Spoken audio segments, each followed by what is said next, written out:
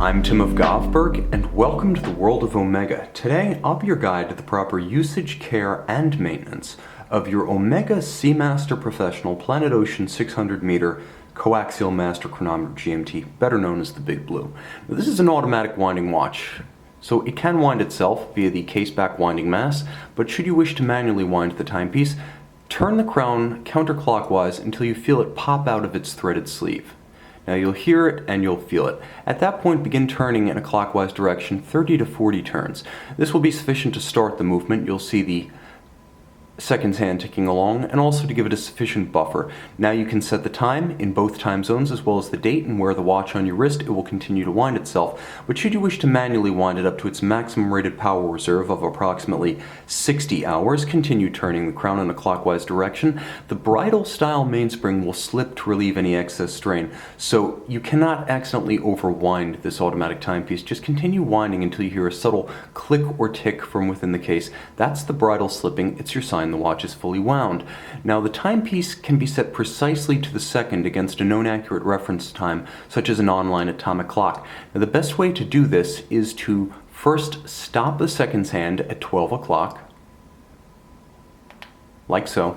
Pull the crown out 2 0/10 from the winding position. That'll stop the balance. Now, against your reference time, the online atomic clock, set the same hour and set the watch to the next nearest minute compared to the reference. Wait for the reference time to catch up to the second, minute, and hour that you set, then push the crown in. Now you will have set the watch and synchronized the watch to an accurate time. But there's the second time zone that we need to take into account. You'll note that the local hour hand can be adjusted independently of the 24-hour hand. As you travel, and you'll note you can jump the international date line traveling east or west, and the date will correspond. You can actually make adjustments in 1 hour increments, and note that it doesn't even stop the movement, so the watch will continue to keep good time and maintain chronometer grade precision even as you jump through time zones and reset your local time. Remember, full out hacking, when you stop the seconds hand, that moves all of the hands in sync. And remember, the date can only be driven by advancing or reversing the local hour hand. Now there are a number of dive watch features that deserve some additional explanation, starting with the bezel itself. It is a unidirectional rotating bezel, which means you can only turn it counterclockwise.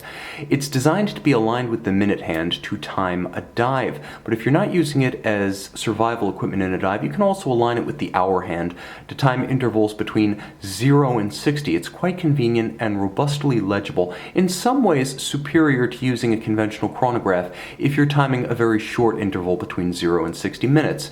It should also be noted that for saturation divers, and in this case you will know who you are, it's the realm of professional diving, there is a helium escape valve. The helium escape valve allows helium that accumulates within the watch to escape when you surface. This prevents the blowout of the case back and dial crystal as well as the seals of the case. Now you simply unthread the helium escape valve when you are ready to engage in saturation diving, and it will ensure a safe drawdown of helium from within the case when the time comes.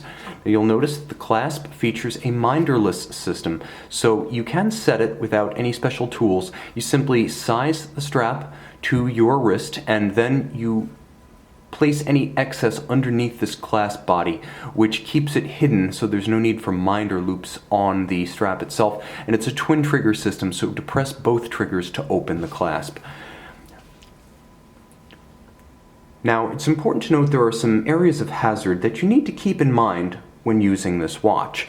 Because it is a master chronometer with Omega's full amagnetic silicon hairspring technology, magnetism will not be a concern, but you do need to keep water, temperature, and shock in mind. Let's talk about water first, because this is an extreme dive watch rated to 600 meters with a helium escape valve, features that Omega specifies as sufficient for professional diving, but you can help avoid accidental drowning by keeping the crown flush to the case, that is screwed in completely and its functions unused. Don't set, don't wind, not just while the watch is submerged, but merely while there is water on the case. You'll want to avoid getting any water inside the movement, and that can happen if you use the crown while the watch is wet.